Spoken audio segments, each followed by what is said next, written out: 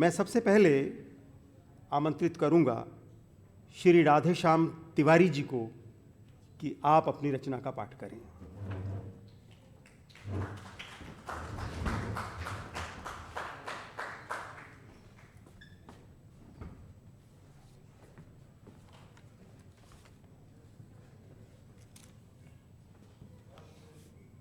धन्यवाद। मैं छोटी छोटी कुछ कविताएं सुनाऊंगा, 3-4। पहली कविता है पृथ्वी। एक साथ इतने सारे स्वाद रस गंध और रूप सहेज कर, एक साथ इतने सारे स्वाद रस गंध और रूप सहेज कर कैसे रख लेती हो तुम, कि गुलाब की खुशबू कभी बेला में नहीं जाती और बेला की खुशबू कभी चमेली में नहीं आती। नींबू का रस कभी आंवले में नहीं आता और आंवले का रस अनार में नहीं जाता। क्या कभी ऐसा हुआ कि आम के पेड़ में हो गए हों कटहल और कटहल के पेड़ में लगे हों कोई और फल? अरे वो पृथ्वी, क्या क्या नहीं है तेरे आंचल में, मगर इतना सारा हिसाब अकेले कैसे रख लेती हो तुम। धन्यवाद। एक दूसरी कविता है उम्मीद। अगर पैसा हो तो ज़रूरत में कटौती कर बचा लेते हैं कुछ, क्या पता कल कैसा हो। अगर पैसा हो तो ज़रूरत में कटौती कर बचा लेते हैं कुछ, क्या पता कल कैसा हो। हम आज के लिए कहाँ जीते हैं, मगर जीवन में कल भी तो नहीं आता और कल की उम्मीद में आदमी चला जाता। कितना अच्छा होता कि पैसों की तरह हम अपने भीतर थोड़ी हवा बचा पाते। कितना अच्छा होता कि पैसों की तरह हम अपने भीतर थोड़ी हवा बचा पाते और जब कभी निकली हुई सांस वापस नहीं आती तो उस बची हुई हवा को हवा से जीवित हो जाते और यह देख पाते कि आखिर कल कब तक नहीं आता है।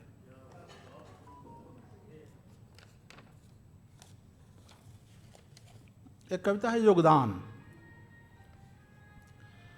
हवा के बहने में या जीवन के रहने में नहीं है हमारा कोई योगदान। हवा के बहने में या जीवन के रहने में नहीं है हमारा कोई योगदान। सूरज के आने में या उसके जाने में नहीं है हमारा कोई योगदान। पर्वत की ऊंचाई में या सागर की गहराई में नहीं है हमारा कोई योगदान। भौरों के गुनगुनाने में या कोयल के गाने में नहीं है हमारा कोई योगदान। नदियों के बहने में या मछलियों का उनमें रहने में नहीं है हमारा कोई योगदान। तो फिर क्यों थोप दी गई है हम पर जाति और धर्म की पहचान। तो फिर क्यों थोप दी गई है हम पर जाति और धर्म की पहचान, जिसमें नहीं है हमारा कोई योगदान।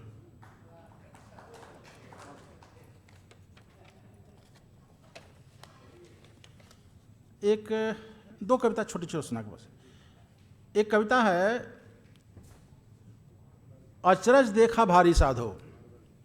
ये कबीर की एक पंक्ति है, उसी को मैंने नए संदर्भ में दिया है, लिखा है अचरज देखा भारी साधो, अचरज देखा भारी रे। अचरज देखा भारी साधो, अचरज देखा भारी रे। धोबिया बोझ उठावे सिर पर, गधा करे सवारी रे। अचरज देखा भारी साधो, अचरज देखा भारी रे। धोबिया बोझ उठावे सिर पर, गधा करे सवारी रे। नदियों के घर सागर जाए, मांगे नीर उधारी रे। नदियों के घर सागर जाए, मांगे नीर उधारी रे। मूर्ख होके ज्ञान सिखावे, ज्ञानी को दे गारी रे। कौन पधारे अवधपुरी में, नए भक्त अवतारी रे। जनता जय जयकार कर रही है, पीट रही है थारी रे। लोकतंत्र की कथा निराली, राजा बना भिखारी रे।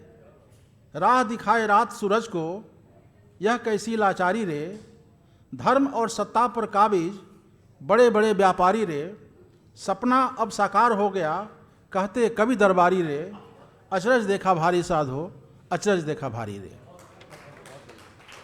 और अंत में एक कविता सुनाकर अपनी एक आखिरी कविता है शंख। समुद्र मंथन में बाकी चीजों के साथ शंख भी निकला। समुद्र मंथन में बाकी चीजों के साथ शंख भी निकला। लक्ष्मी ने माना इसे अपना भाई, शिव को छोड़कर बाकी देवताओं ने भी अपनाया इसे। महारथियों में भी अलग अलग नामों से इसे अपने साथ रखा।